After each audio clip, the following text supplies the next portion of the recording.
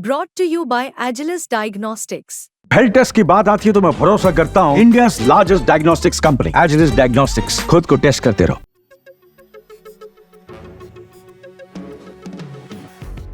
बुधवार से आरबीआई की मॉनेटरी पॉलिसी कमेटी यानी एमपीसी की बैठक शुरू हो गई है।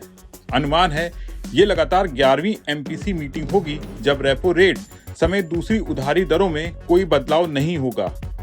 जुलाई सितंबर तिमाही में विकास दर में आई भारी गिरावट के बावजूद ग्रोथ को रफ्तार देने के लिए आरबीआई के पास ऊंची महंगाई दर के चलते रेपो रेट घटाने की गुंजाइश नहीं है। ऐसे में संभव है कि 6 दिसंबर को एमपीसी के फैसलों की जानकारी देते समय एक बार फिर आरबीआई गवर्नर आम जनता को ईएमआई में राहत देने का ऐलान नहीं कर पाएंगे।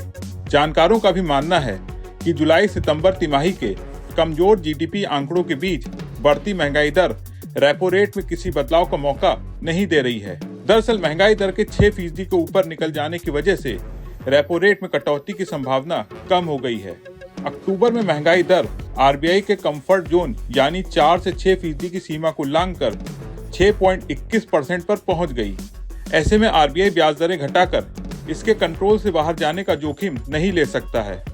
यही वजह है कि फरवरी 2023 से 6.5% पर स्थिर रेपो रेट को इसी स्तर पर बरकरार रखा जा सकता है।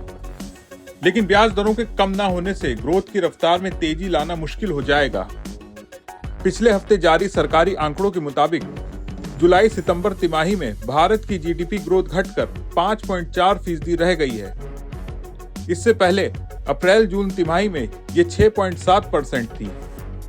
क्रिसिल ने जीडीपी के ग्रोथ को अनुमान को घटाकर 6.8% कर दिया है।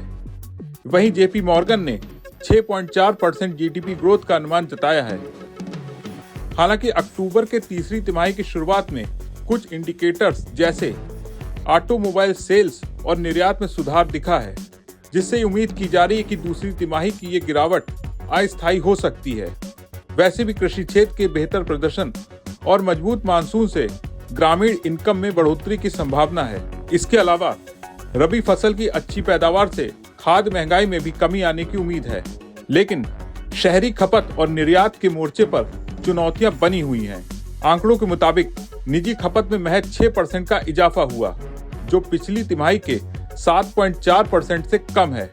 इसके अलावा निर्यात में भी इस दौरान महज 2.8% का इजाफा हुआ है। फिलहाल जानकारों का मानना है कि आने वाले महीनों में सरकारी खर्च, ग्रामीण खपत और ग्लोबल सर्विस एक्सपोर्ट में सुधार से अर्थव्यवस्था को सहारा मिल सकता है। लेकिन शहरी खपत और मर्चेंडाइज निर्यात में सुधार के लिए ठोस नीतिगत कदमों की जरूरत होगी। आप इसके बारे में क्या सोचते हैं, कमेंट करके बताएं। वीडियो पसंद आया हो तो इसे लाइक करें, शेयर करें, चैनल को सब्सक्राइब करें और बने रहें बिस्तक के साथ।